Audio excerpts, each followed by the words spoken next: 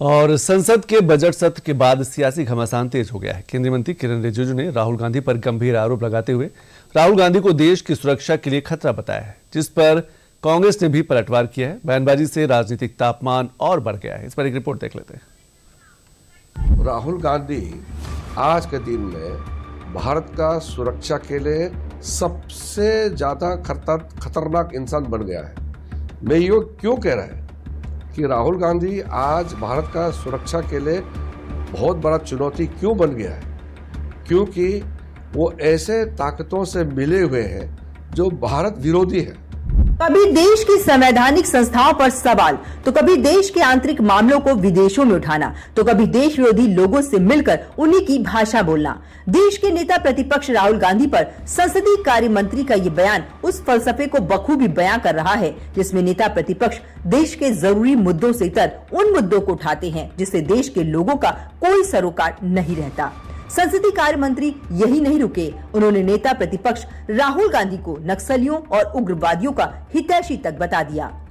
आप अमेरिका में जाइए, यूरोप में जाइए और देश में भी जो नक्सलाइट लोग हैं, वामपंथी जो एक्सट्रीम ले जाते हैं, ऐसे विचारधारा के लोग, जो सोरोस जैसे लोग, फोर्ड फाउंडेशन से लेकर के कई एनजीओस हैं जो भारत को कमजोर करने के लिए षड्यंत्र रचाते रहते हैं। ऐसे लोगों से राहुल गांधी जी का उठना बैठना मिलना जुलना होते रहते हैं। जब राहुल गांधी बाहर जाते हैं तो जो एंटी इंडियन फोर्सेस के जो आवाज़ है, जो लॉयर्स है या जो खालिस्तानी फोर्सेस को जो लोग प्रोत्साहित करते हैं, ऐसे लोगों से ही राहुल गांधी मिलते हैं। और जो एक्सट्रीम फैनेटिक इस्लामिक जो भारत के खिलाफ प्रचार करते रहते हैं, ऐसा इस्लामिस्ट फोर्स है, उन लोगों के साथ राहुल गांधी मिलना जुलना होते रहते हैं। सदन जो लोगों के जरूरी मुद्दों की आवाज बनती है, जहां मौजूद सांसद लाखों लोगों की नुमाइंदगी करते हैं और संसद के उस पटल पर नेता प्रतिपक्ष राहुल गांधी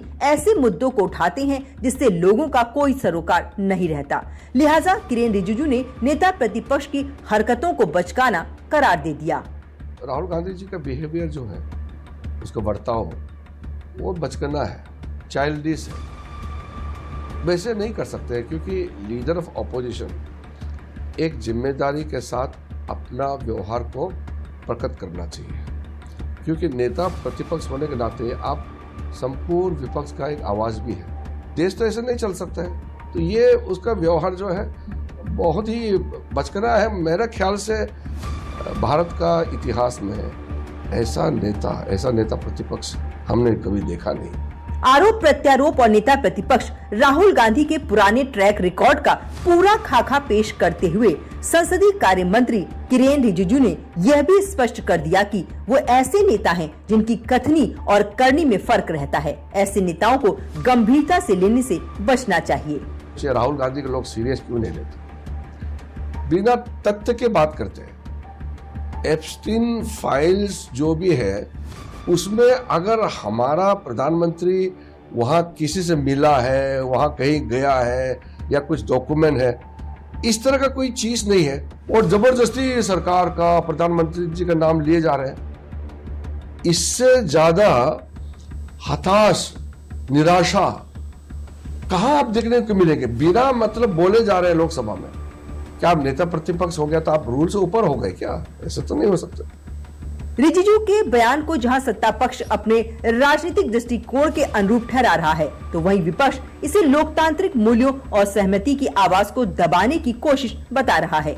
मगर आरोप प्रत्यारोप और दावों के बीच इस बयानबाजी के तमाम मायने निकाले जा रहे हैं। इस घटनाक्रम ने एक बार फिर ये सवाल खड़ा कर दिया है कि क्या राजनीतिक असहमति को राष्ट्र हित से जोड़कर देखना उचित है या फिर यह लोकतंत्र की स्वाभाविक प्रक्रिया का हिस्सा है।